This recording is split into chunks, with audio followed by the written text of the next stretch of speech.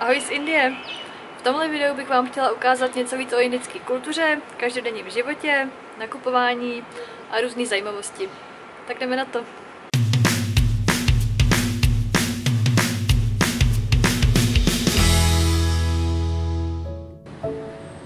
V tomhle videu si určitě nechci hrát na nějakou velkou znalkyni Indie. Tuhle zemi jsem koneckonců letos navštívila úplně poprvé. Mám ale tu výhodu, že můj partner z Indie pochází, takže si troufám tvrdit, že jsem se toho o jeho zemi za krátkou dobu stačila dozvědět víc než běžný turista a spoustu věcí jsem si i na vlastní kůži vyzkoušela. Nacházíme se právě ve městě Chandigarh v severní Indii. Leží na rozmezí dvou indických států, Pandžáb a Haryána. Nachází se asi 250 km na sever od hlavního města Dillí a žije tu přes 1 milion obyvatel. O nějakou extra zajímavou turistickou destinaci se teda nejedná, ale bydlí tady Sachinova rodina. A tak jsem se tu ocitla i já. Bílá holka, kterých tu určitě místní nepotkávají mnoho. Kulturnímu šoku asi žádný návštěvník Indie neunikne. Mě už sice spousta věcí vůbec nepřekvapila, třeba šílený chaos na silnicích, pochybně vypadající vedení elektrického napětí nebo zaprášené pouliční stánky, to všechno už jsem znala z jiných asijských zemí. Ale i tak je třeba říct, že tady je všechen chaos a špína znásobený a návštěva Indie je pro západní turisty zkrátka intenzivní. Řekněme si na rovinu, že Indie je zaprášená, hlučná, přelidněná, všude se válí odpadky a žije tu extrémně hodně chudých lidí. Na druhou stranu je to ale země s hodně bohatou historií a zajímavými kulturními zvyky, které jsou mimochodem na každých pár set kilometrech trochu jiné, protože Indie je zkrátka obrovská a rozmanitá.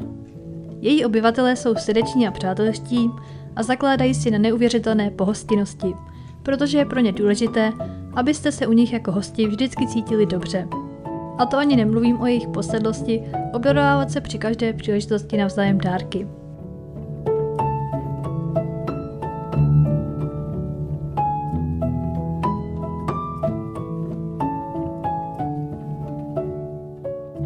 V Indii je běžný, že si všichni nechávají šít šaty na míru, takže dneska mě berou ke krejčímu a taky mi něco zkusí ušít.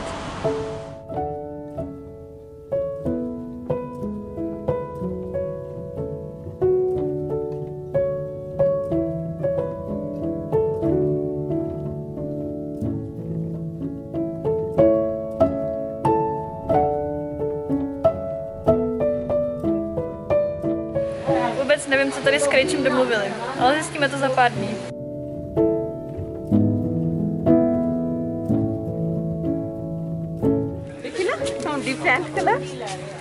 Different color.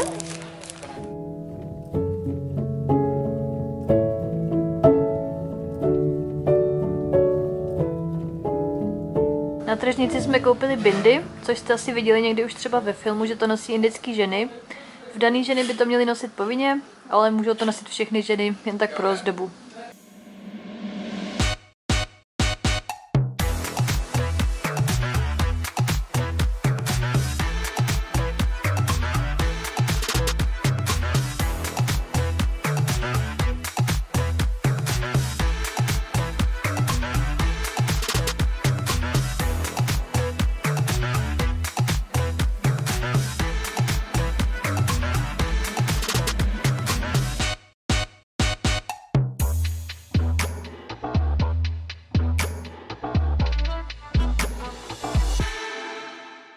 A teď vám ukážu, jak to vypadá v takovém indickém supermarketu. Ale nenechte se zmást slovem supermarket, protože supermarkety, jak je známe, tady úplně neexistují. Možná tak jenom ve velkých městech, ale jinak to jsou takové obyčejné večerky, kde Indové dělají své každodenní nákupy potravin.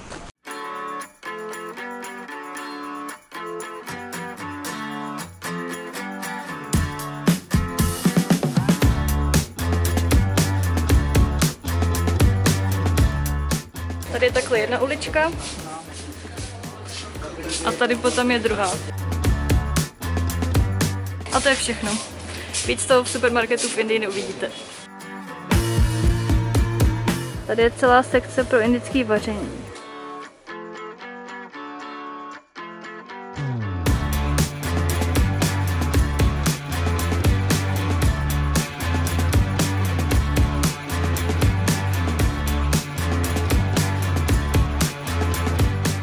Mlíko tady nenajdete v krabicích ani v lahvích, ale v sáčku.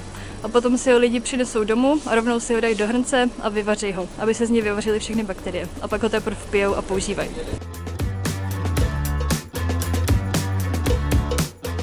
Protože Indové sami tohle tak nepoužívají, tak ho prodávají až skoro u stropu. Takže když ho chcete, tak si o něm musíte říct.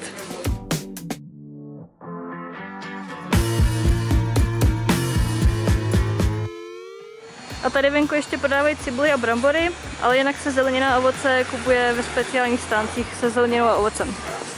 Mimochodem jednorázové plasty už se v Indii taky pomalu zakazují. Říkala jsem, že Indové moc nepoužívají toaleťák. Ten, co tady vidíte, tak ten je můj. Takže jak to teda řeší? Jednoduše mají vedle záchoda takovýhle kohoutek a když jsou na míse, tak se můžou prostě opláchnout.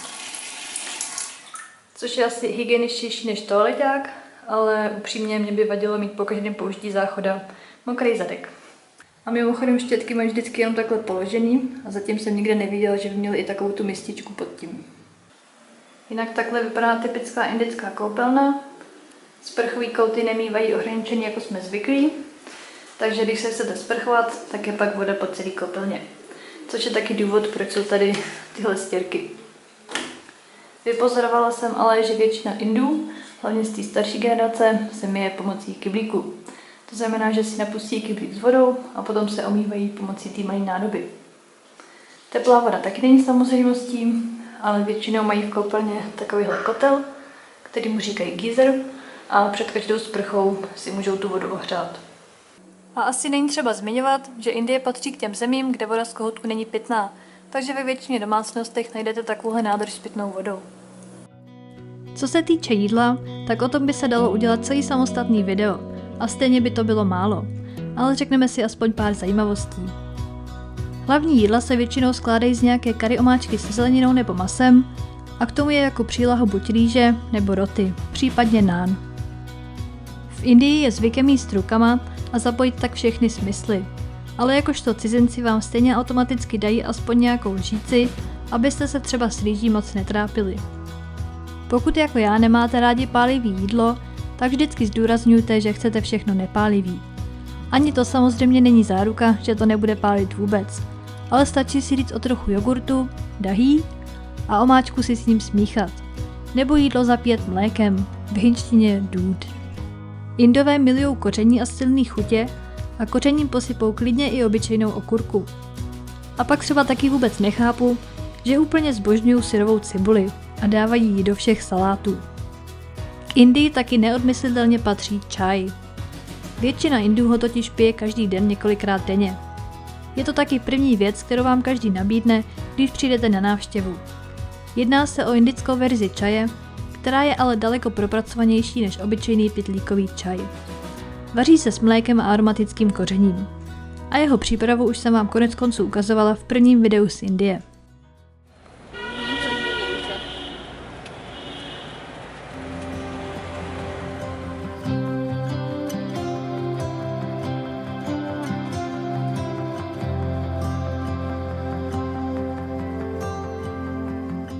A abyste si nemysleli, že v Indii se nakupuje na tržnicích, jdeme se podívat, jak to vypadá v typickém indickém obchoďáku.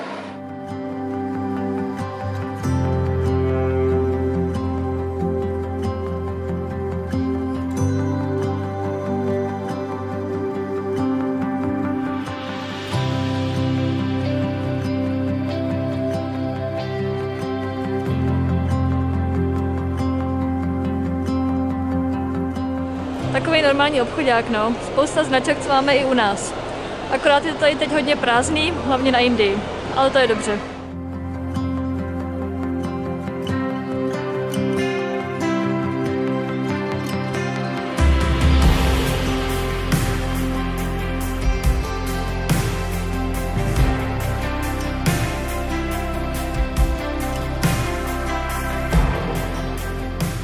A poslední kulturní zvyk, který jsem si při téhle návštěvě Indie vyzkoušela, je mehendi, což je takový dekorativní dočasný tetování henou, který si indické ženy nechávají malovat na ruce při různých slavnostních příležitostech, hlavně teda při svatbách. Já na žádnou svatbu sice nejdu, ale proč si to nevyzkoušet jenom tak?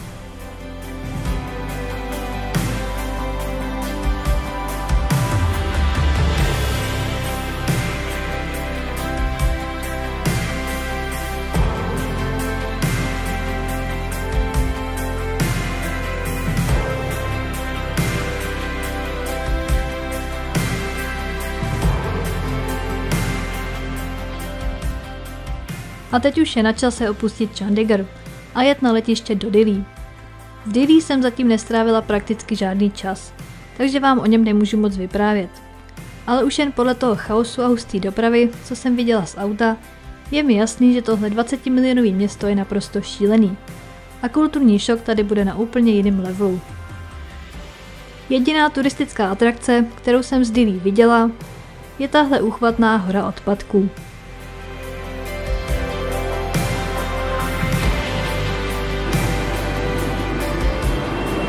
There is literally truck driving on them. Ale příště si to město určitě projdeme pořádně. No a teď už jsem na letišti v Dillí, takže z Indie je to zatím všechno.